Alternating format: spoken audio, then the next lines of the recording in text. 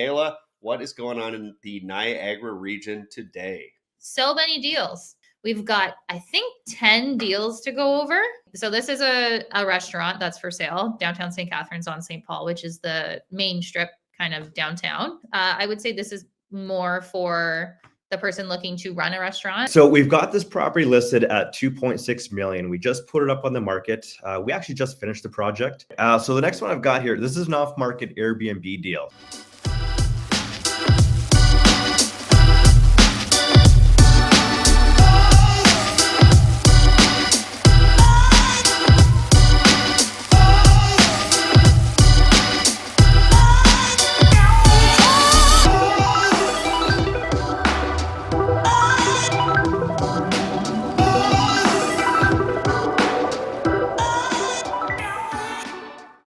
Welcome back to the Canadian Real Estate Channel. I'm Adam JD Martin, your host, and today we've got Kayla Smith giving us a bit of a market update for the Niagara region. We've got some January stats, some February stats, and of course, Kayla's always bringing us the deals. So Kayla, what is going on in the Niagara region today? So many deals. We have so many. We're going to go over stats with the caveat of our boards are in the, I don't know. They're currently switching over and we pulled them in a bit of a different way, so they look differently. We've got, I think, 10 deals to go over, all sorts of different stuff. We're bringing in Adam from the team to go over a few. And then we're going to go over a few investor resources that we've been working on. And then, that's it. Awesome. Let's jump right in. I can't wait. We'll do Adam squared today. I like that. Yes, Adam squared. All right, so this is kind of what we just talked about. We're going to go stats, and then we're going to go deals, and then we're going to go investor resources. So the stats. So these look different because we're using a program called Habistat. So what you're seeing on the left-hand side is the active listings by price range, and it's broken down by type of listing.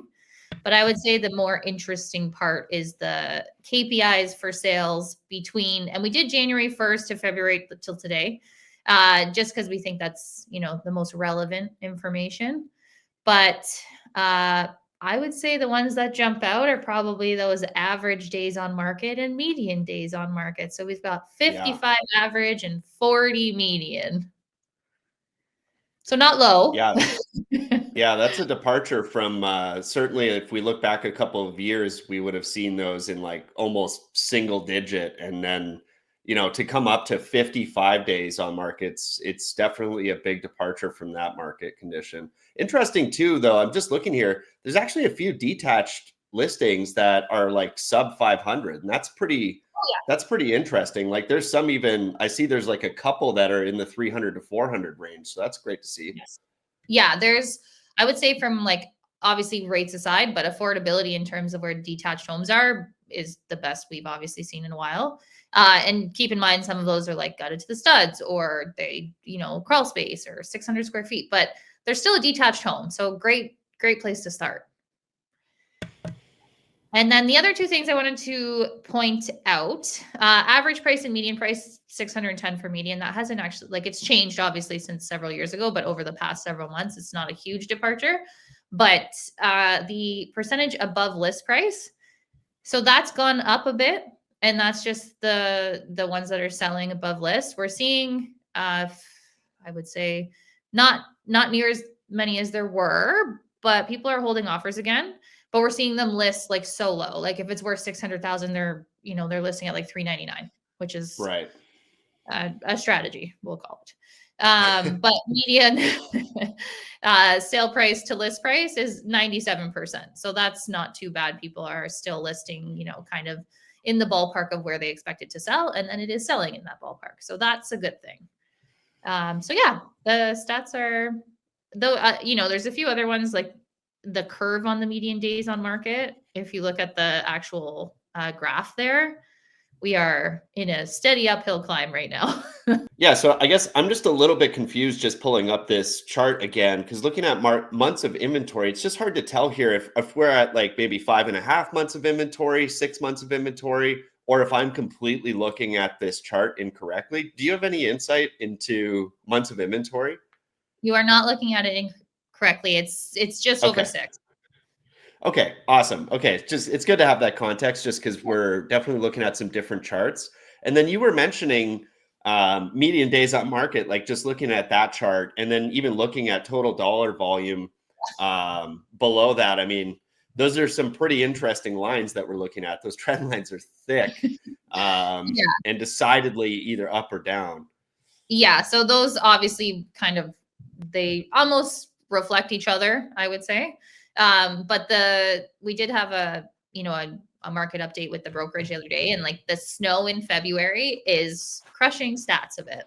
Yeah. No one wants to be out looking for houses when there's 4 feet of snow. So that I do believe has something to do with it. Once we see some, nicer weather, we should see a little bit more buyer activity. But I'm sure there is a bunch of people waiting to list for the snow to be gone as well. So it'll be an interesting, flush to the market in both regards, I think. So lots to look forward to. All Yeah, right. I could see how that snow would have a big impact. That's been pretty rough.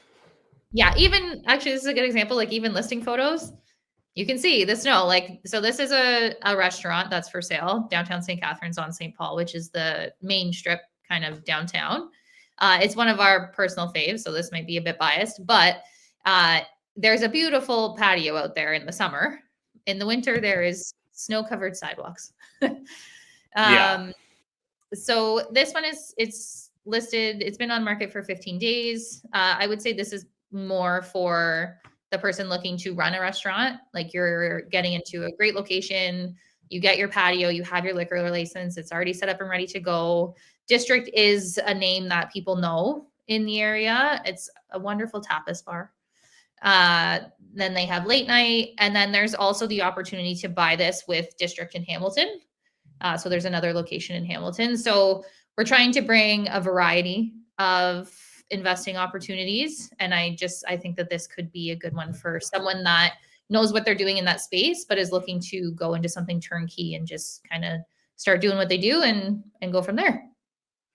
Awesome. And when people they go to do offers on this or they want to inquire further with you, are you able to share the financials with them and like privately as they inquire? You have those? Yeah. So it does take like a lot of times with businesses and that type of thing, it does take an NDA, Yep. just signing one form. So yes, we can absolutely share those. We just reach out to us if this is something that interests you or something like this, because there's a bunch of kind of restaurant opportunities on the market. This is just one that's more recent. And if you're not familiar with St. Catharines, but you're familiar with like downtown or St. Paul, which is again like the main street downtown, this is one that you might be familiar with. Nice. And is there like a formal lease in place that you get if you take over this business? Like, is there a guarantee that you can stay in this location? So that's this business and the ones that we've shared previously, that's a lot of the value of going into something that is pre-existing is you often benefit from the lease that's already in place as opposed to negotiating a new one. Plus, Yeah. like outside of having to outfit, restaurants are expensive to start. You usually have to outfit an entire space and licenses and all that sort of thing. So yes, like that's part of why we bring these ones on the channel is because it eliminates a lot of the, I guess, groundwork that you would do if you're looking to build something from the ground up. Awesome. That's great to hear. Yeah. All right. This one is interesting. So we've talked a lot about like Linamar, the gigafactory that's being built in Welland. It's basically done now.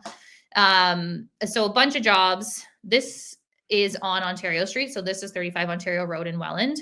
It's been listed for 34 days. It's up for 1299.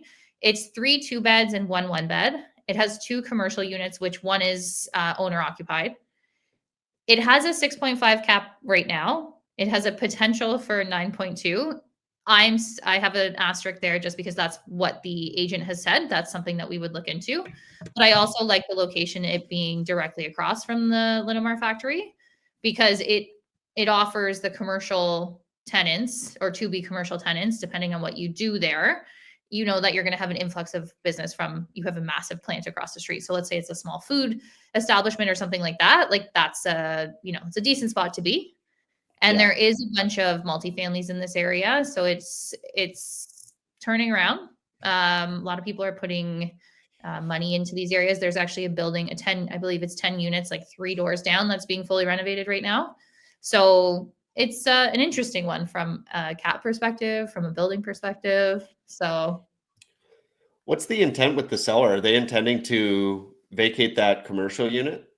So we're waiting on that. We did email to find out, but I would assume, but we'll actually, we'll put it in the comments once we hear. So come back Awesome. and Yeah, I love that. Thank you. no problem. All right, moving on. I did this one last time.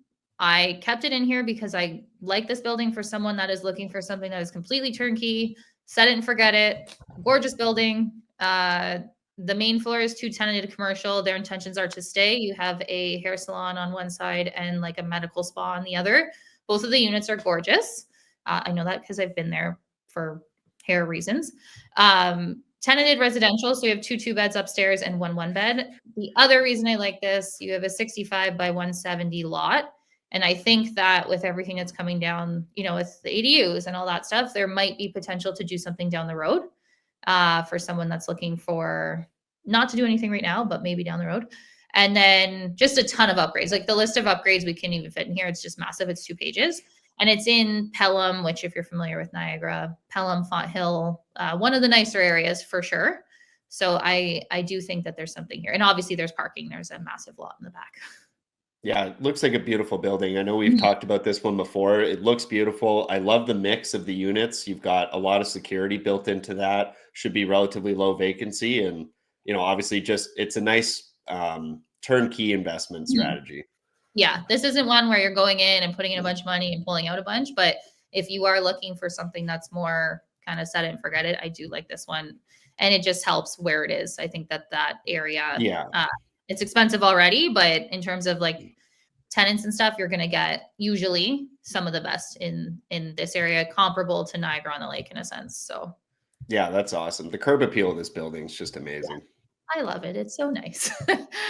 All right, moving on. So this is a power of sale fourplex. So 4 units. The bedroom mix, it's 7 beds and 4 baths. So I'm assuming there's there's a variation. It wasn't listed in the listing because with power of sale listings, you get as limited details as you could imagine. But one, you can go in, this is vacant, you can reno it, you can tenant it as it is. It's on a 70 by just shy of 140 lot. But there is a minor variance from the city of Welland in the listing in support of a 31 mid-rise development consisting of 30 units with, there's 30 units, it's 31 in the listing, but with surface parking. So it could be something much larger than it is. So if someone's looking to do something smaller right now, but has big aspirations down the road, this could be something for them. And power of sale, like you shoot your shot. It's listed for $799. We don't know what the mortgage is. So you shoot your shot on what you think it's worth. And if it works out, great. If it doesn't, that's fine. But for someone with development goals in the future, this could be an interesting play. Yeah, and I mean, worst case too, you've got a vacant fourplex at a couple $100,000 a unit. And again, rents are fairly strong in Welland, so I could imagine how you could make a good short-term play out of that as well if you're not looking to develop a giant building. Yeah, absolutely. Like it works as it is. And again, if someone's extremely aspirational with their goals, this one could work down the road. But yeah, this is very anecdotal, but rentals they're sitting a little bit longer right now. We were just at a market update or market outlook the other day, and vacancy rates in the area will likely go up to about 4%. But we just rented a 3-bed, 1-bath for $2,250 upper unit. So it's like there's still great tenants out there, and they're obviously looking right now. So, and this one's been on the market for 19 days, so not a super long time if we take into consideration that median and average. But the multis do tend to sit a little bit longer. Yeah, and with those types of vacancy rates, like again, we're talking about the entire market, right? Which is going to include people that are like outrageously overpriced. It's also going to include units that have not seen the love and attention that they should for the price that they're listed at. And so I think that's always a consideration if we're coming in as investors and we're doing a decent job cleaning up a unit and, brightening the space and including some of those amenities that people love, like dishwashers. Yes. I would think that you're always you're always a strong contender to have near zero vacancy. I agree. And I So, also agree dishwashers go a very long way, which I get. yeah, I'm a dishwasher and gal myself. laundry. And Yeah, laundry, yeah. And unit laundry is a huge thing, but obviously there's something to be said about coin laundry as well. sure. But there's an argument on both sides. All right, bringing this one. So student rentals seem to be very sought after again. Whether it was everyone sold them off during COVID, whether it was there's students calling us on listings that are what we would think would be super expensive for students and offering very close to what the list price is. So we're in these houses, we're seeing 700 a room, 800 a room, depending on the size and if there's an ensuite and stuff. So this has 3 bedrooms up. There's a potential for 2 more in the basement or an ADU. They're working through permits right now. It's on a bus route. It's in a student oriented area. Winterberry is like known as the student area in Right. in Thorold. So yes, there's a rental license in Thorold, but if you have the 3 beds up and the unit in the basement, I do think that there's definitely something here. And it's an end unit townhouse, so it's basically a semi. So yeah, I just wanted to bring this. We've had students call us for houses that would end up costing them $1,000 a room. Again, they were asking for a bit under that, but that's still kind of crazy. Yeah, I mean, it sounds a little crazy, but then again, I went to school maybe 10 years ago, and in Waterloo, we were paying 715, I think was my rent 10 years ago. So I feel like it's just kind of trickling down to these maybe smaller cities, smaller schools. But yeah, I mean, it's totally feasible for people to afford that. And I think, you got to take into consideration OSAP, student loans, as well as support from the parents. And there's lots of ways to lock in your student leases so that you're covered as an investor for, the obvious things like wear and tear and damages. And, bylaws are great for noise and everything like that. And these student areas are fairly well policed by bylaw in terms of protecting your investments. So, yeah, it's relatively quiet down there now. Now that the licensing and stuff, because you get fined if you go against the licensing requirements. So yeah, we just wanted to bring this to everyone's attention because I do think that there is a bit of shortage in terms of student housing just based off of what we're seeing. Okay, so we've had this one on the channel before. There was a vacant unit. It has been rented. So now we're at 4678 gross rents. They all do pay their own hydro, and there is a cap on gas and water. The garage can be an ADU. The city has confirmed that, and there's great tenants there. So again, this is one where I really do think with a tiny little facelift on the siding, this one would be a lovely, lovely, lovely place. that's the thing. Just paint that burgundy like black, yeah. and it's game over. It's game over. Put an ADU in the garage. Yeah. Juice the numbers up. I mean, 4678, if you're putting 20% down, it works. Like, it's fine. Yeah. There's nothing wrong with this investment. It's just it does kind of lack in the curb appeal. Mm-hmm. And like, get rid of those trees, put a new deck on the front, paint it black, and that thing's gonna look sweet. And it's got tons of parking. Yes. I think that's one of the big issues that I've always run into is like, oh, this looks great and you could add more space, but there's no parking. This one has the parking. So much. Yeah, like tons. Like, it's got all the parking you ever want. And I think that's really important here. So yeah, again, we keep talking about this, but make an offer, guys. Like, if you don't like the price or you don't like the terms, just make an offer, right? And start the discussion. Each unit does have in-suite laundry, which we were talking about. So that is a bonus for the tenants as well. So yeah, that is that one. This is another one in Welland. So this is another triplex. So it's a little bit unique because it has a coach house in the back with a unit underneath it, or sorry, with the garage underneath it. The unit's on top. Market rents here, 52.65.88. Coin laundry in the basement, separate meters, fully tenanted, market rents. Kind of like an easy, again, set it and forget it. Lots of parking, as you can see. Again, parking not an issue here. And just great tenants. So yeah, this one is another kind of easy one. They're kind of in the similar area, so they're not far from each other. Okay. And then you can see the bedroom and bathroom breakdown on the side there. So it's 7 beds throughout and then 3 baths. If anyone wants more details about these, all of our contact information is below. And then this is an off market. So it's a 5-plex in Port Colbourne. So it's 850. Is one vacant unit. So the vacant unit is projected in terms of the yearly rents. It's got a cap rate of 7.91. $80,000 a year gross rents, low expenses, so $13,000 a year. Walk to the canal, updates to the roof, and all of the units have been updated too. Great tenants. It's in a great location in Port Colbourne, and laundry. This one is kind of, if you run the numbers, works quite well. Yeah, those numbers are actually pretty good. Mhm. Because I'm trying to refinance my 5-plex right now, and I've got roughly the same yearly income, and the numbers are great, honestly. Mhm. If you get like any type of decent financial product on the mortgage, you're looking pretty good at those numbers. Yeah, so this one definitely works. So if you do want more details about this, contact us directly because this is off market. So yeah, that is those ones. Now I'm going to get Adam to go over the next two because he is the realtor and the owner. So who's better to do that? So we're going to swap places. Awesome. Adam Trading Square. places. Yeah, we are. Adam squared. That's it. Hey, what's up, Adam? How are you? Welcome to the Canadian Real Estate Channel. Hey, doing all right, man. How you doing? I'm good. Give us a quick intro. Who are you? All right, so name's Adam. I've been doing real estate for about 8 years now.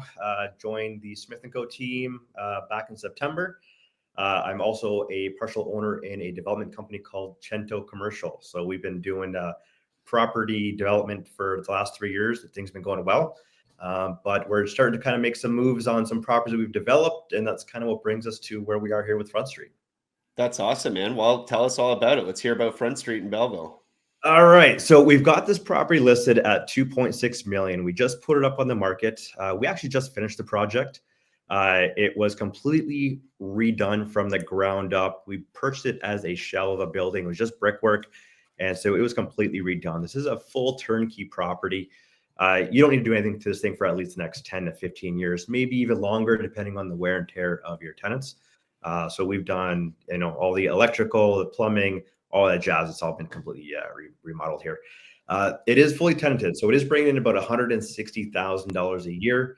All the tenants do pay their own utilities. So our costs, we're about 20 grand on the expenses side of things. So they pay all the utilities, and it's just water, electricity, it's all baseboard heat, but they take care of everything. So which is fantastic to kind of help out with keeping that NOI pretty high. We did get an appraisal on this building. So the appraisal is actually higher than the list price.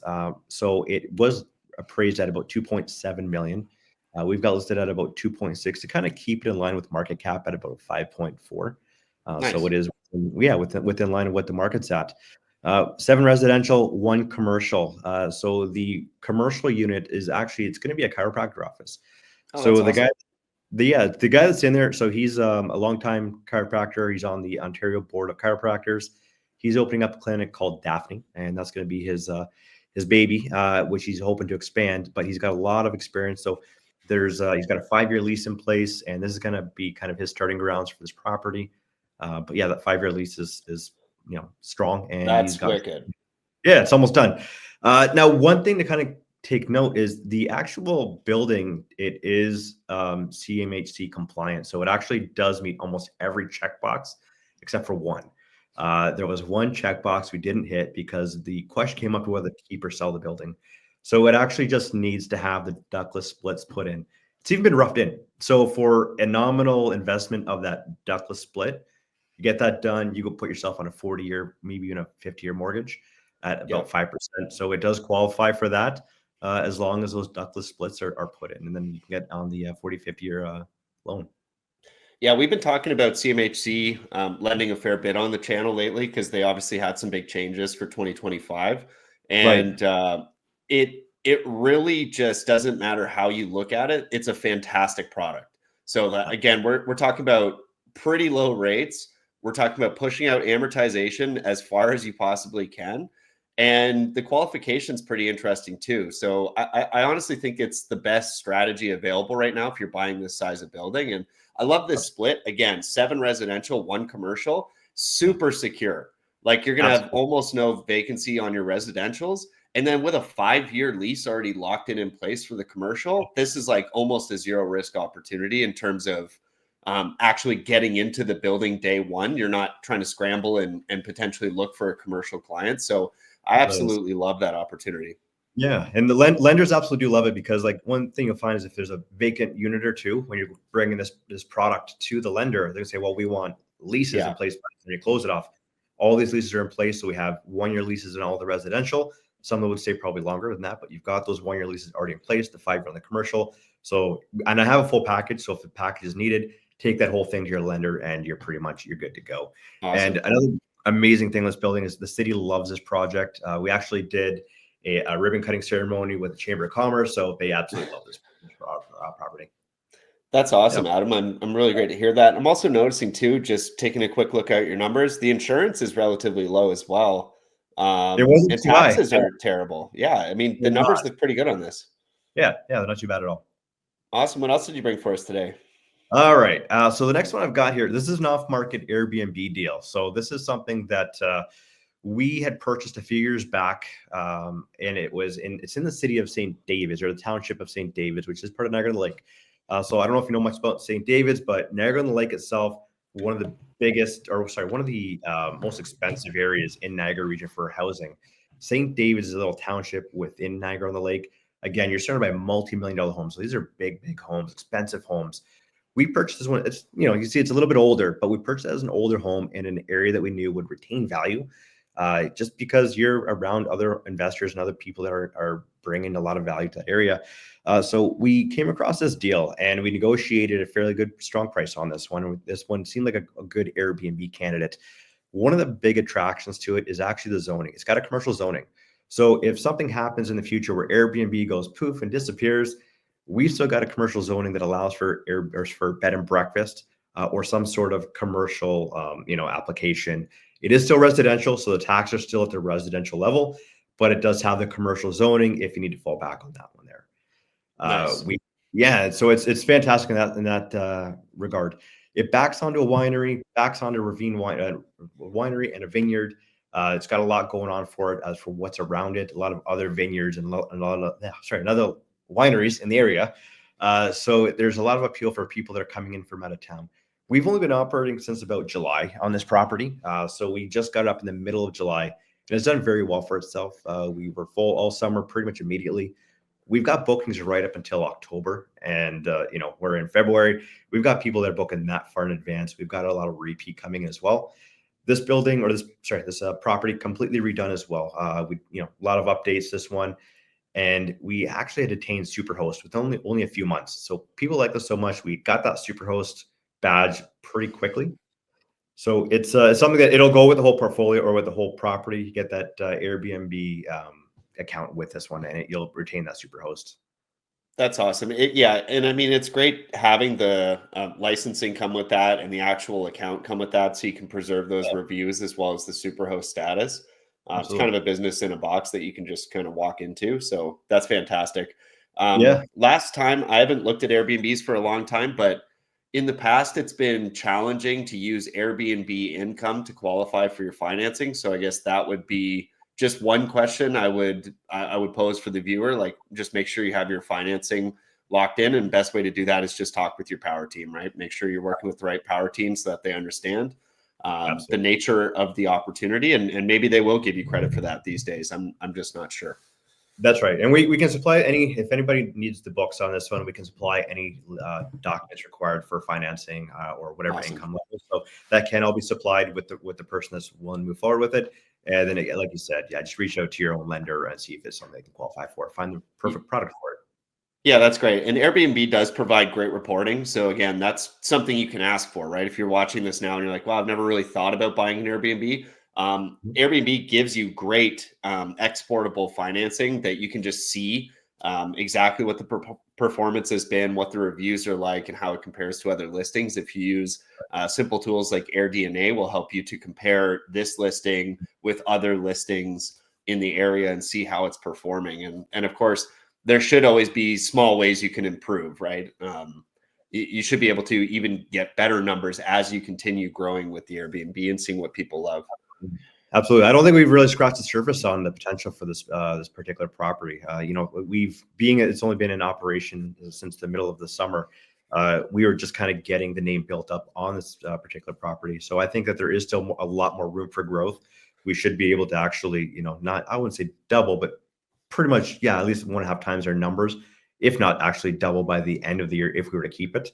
Just for our own sake right now, for our own personal growth, the Gentle Commercial, it doesn't allow us to keep this one because we do want to kind of grow as a company. And we're like, hey, we've got to find some cash. And that's kind of where this one comes up. We're like, what do we let go? Like, well, these are kind of our babies, but unfortunately, sometimes you got to let them kind of move on to the next. That's right. You're going to be an empty nester soon. Keep developing big deals. That's it. Yeah, fantastic. Well, thank you for coming on and sharing those properties with us. I really love that 8plex. I think that's a really interesting opportunity with great financing opportunities with CMHC. And of course, I've always loved Airbnb. We used to do large series on Airbnbs when it first came out, and we experimented with a few ourselves. And fantastic opportunity for great cash flow. And I'm personally actually excited to see how the platform has transitioned into more safety, more security, more credibility with licensing and everything like that in these various municipalities. I think that's a great thing. And I think it's actually a great competitive advantage for anybody that holds the license to be able to continue growing their Airbnb business without the fear of the municipality changing things on you. So I really like that. I like the areas where it's already set up to be licensed and you're not just sitting there. Because when I started doing Airbnb, it was scary because you never knew what the city you were in was going to decide to do with it, whether it was going to become super hard to do or almost illegal, or if, people in the town would just kind of vote it out. And it sounds like Niagara on the Lake's perfectly set up to house these. So I love it. Yeah, they're awesome. Great with it. We hit all the check boxes. They were happy. We met with the inspector several times. They were more than happy to pass this project.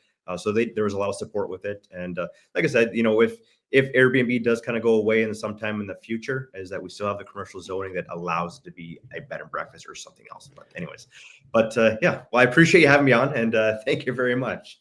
Thanks, Adam. Appreciate you coming today. Well, all right. And I'm just going to do like a quick little interjection because I was talking about Airbnb lending with a mortgage broker the other day. It's becoming more and more accepted. So that is good. Obviously still speak to your individual broker, but definitely there are some products out there that will fit with the income. So just look into it. And I imagine that goes hand in hand with the actual licensing, right? It feels like there's a formality to that allows for a financial product to maybe accept that type of income because it's like, hey, we've got a license, it's structured, there's credibility here that maybe we didn't have in the past. And and again, I think the platform itself has done a great job of actually refining how it presents the data to you. It actually gives you the financials and allows you to show people like, hey, this is what we actually did. We're not just saying we're coming in with triple the rent or whatever the market rent is.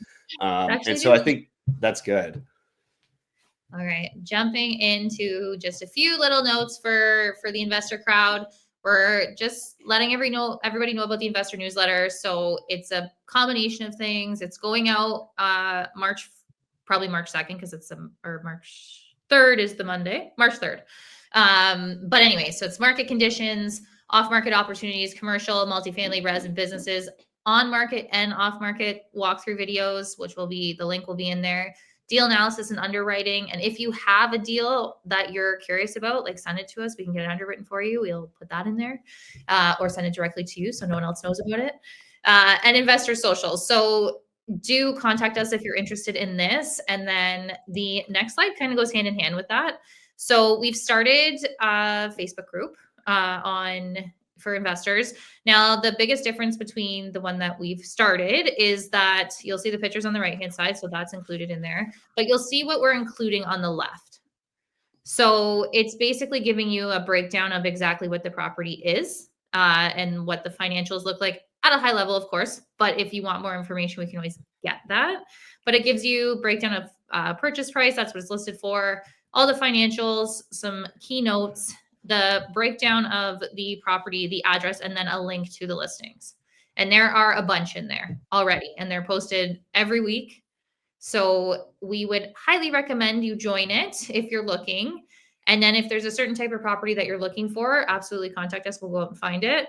But the link's there, and then I'll get the channel to put it in the description as well, so that everyone can join.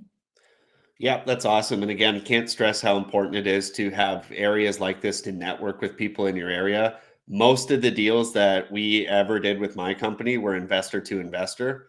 And that was surprising to me at the beginning. I thought most of our deals would be from our end to directly to a consumer. And that just wasn't the case. It turns out a lot of investors are willing to make good deals to pass down an investment to another aspiring investor or somebody that's growing their portfolio.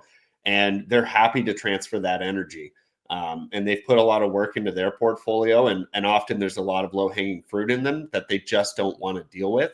So again, networking with other investors, getting into these groups and really just getting your feet on the ground, I think is a really important tool when it comes to identifying new deals or even just offloading properties yourself if you're ready to move to a different type of opportunity.